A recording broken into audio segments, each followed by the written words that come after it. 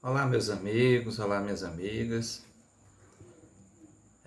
Estamos aqui mais uma vez para dar continuidade ao estudo da obra Ceifa de Luz, um projeto do NEP Gesiel, em que semanalmente, mais especificamente às quartas-feiras, um novo vídeo vai ao ar pelo nosso canal do YouTube, né, NEP Gesiel. E hoje nós estamos aqui para estudar o capítulo 12, né? Para a gente falar um pouquinho sobre o capítulo 12. Não vamos estudar de forma aprofundada, obviamente que não é isso, mas é mais trazer a, a, o cerne da questão, né? O que a mensagem está apresentando para nós, o que o Cristo quis nos dizer por meio dos evangelhos, qual a interpretação de Emmanuel e como nós podemos encarar isso nos dias atuais, né?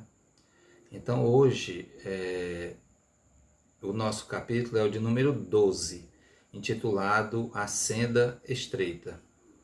E o versículo retirado por Emmanuel para interpretar esse tema foi: porfiai por entrar pela porta estreita.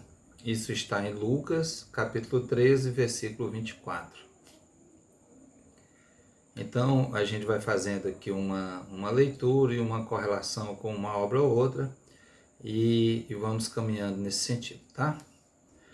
Então, não te aconselhes com a facilidade humana para a solução dos problemas que te inquietam a alma. Então, as facilidades, elas são extremamente, elas nos convidam, né, assim, de uma maneira muito forte, tem um forte apelo ainda na nossa alma, né? Tem um forte apelo ainda na nossa existência. Porque a comodidade nos traz um certo repouso, né? Nos traz uma certa,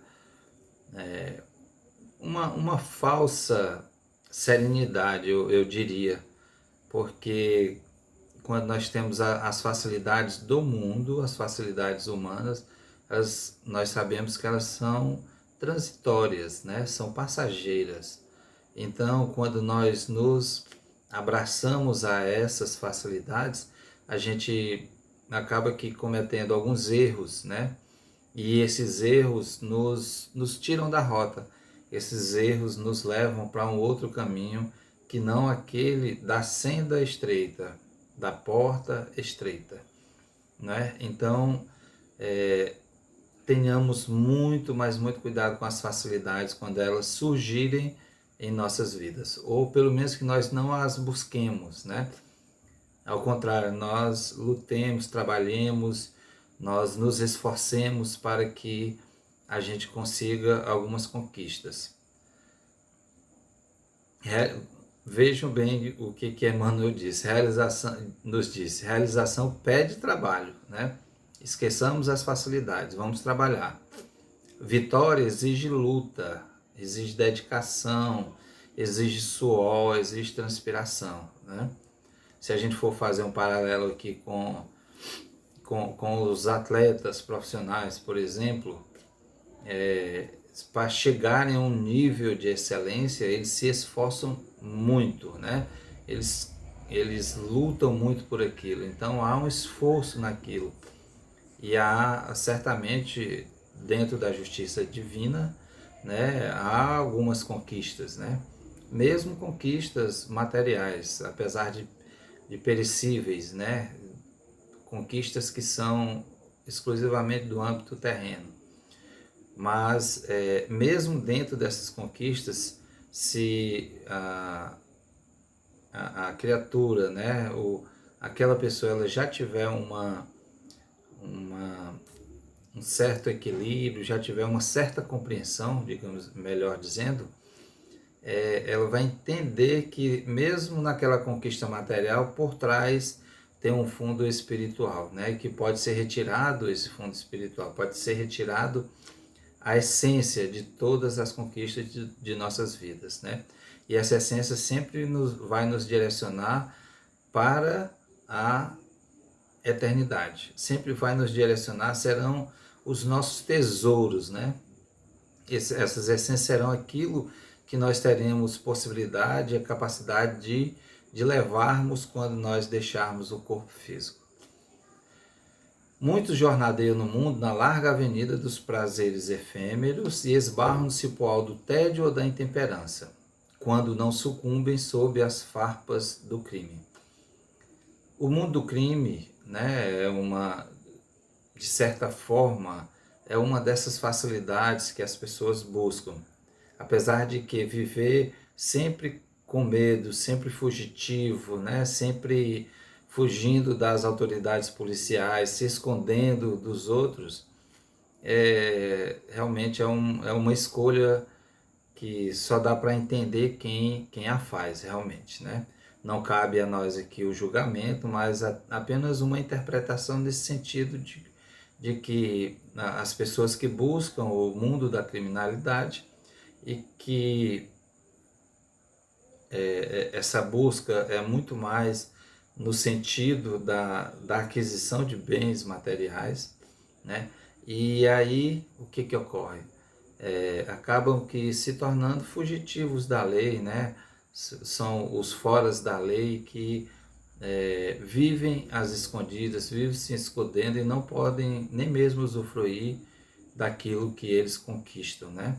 Ou pelo menos de um modo tranquilo, né? Vivem fugindo, se escondendo. Então, na nossa concepção, né, no nosso modo de ver, e aqui a interpretação é nesse sentido de pensar nas leis naturais, de pensar nas leis divinas, nas leis morais, que nos faz refletir nesse sentido, de que não vale a pena você ter conquistas materiais e não poder usufruir delas de forma equilibrada. Muitos preferem a estrada agradável dos caprichos pessoais atendidos e caem desavisados nos fojos de tenebrosos enganos, quando não se empenham, ou melhor dizendo, quando não se despenham nos precipícios de tardio arrependimento.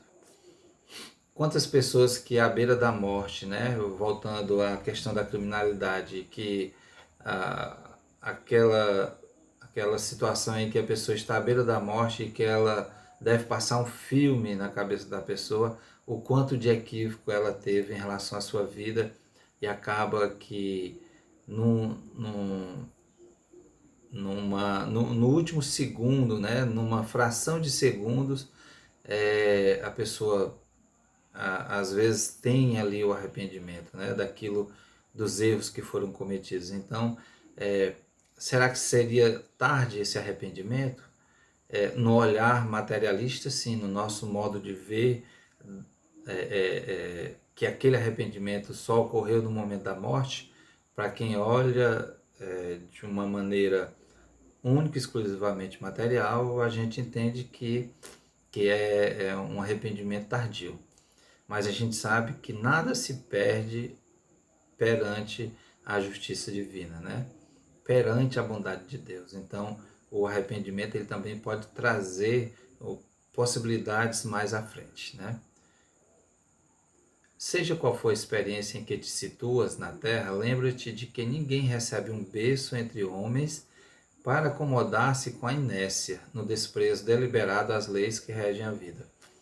Então, a inércia, a gente ficar sem agir, sem buscar realizar algo na nossa existência, estaremos nos desfazendo das leis naturais, né?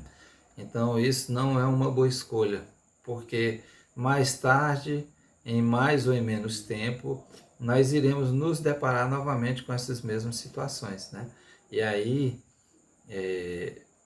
é uma repetição de ano, né? A gente pode fazer aí essa comparação com o ano escolar.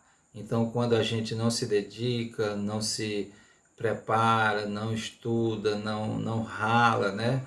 Não busca uma realização, não trabalha para aquela conquista, para chegar ao final do ano você ter as notas necessárias para que você seja aprovado, Assim funciona, a gente pode, nas nossas existências, né, nas nossas diversas reencarnações, a gente pode também tratar desse modo, né? Quando a gente não se dedica ao máximo daquilo que nós pudermos para atingir uma média, né, uma nota mínima diante daquilo que nós planejamos em nossa reencarnação, a gente acaba cometendo esses equívocos e tendo que retornar e repetir de ano, né? Vir numa nova encarnação que não é fácil, não é muito simples, existe uma concorrência muito grande para uma reencarnação, então nós precisamos pensar que não podemos desperdiçar a oportunidade do agora, né? Do hoje, do agora.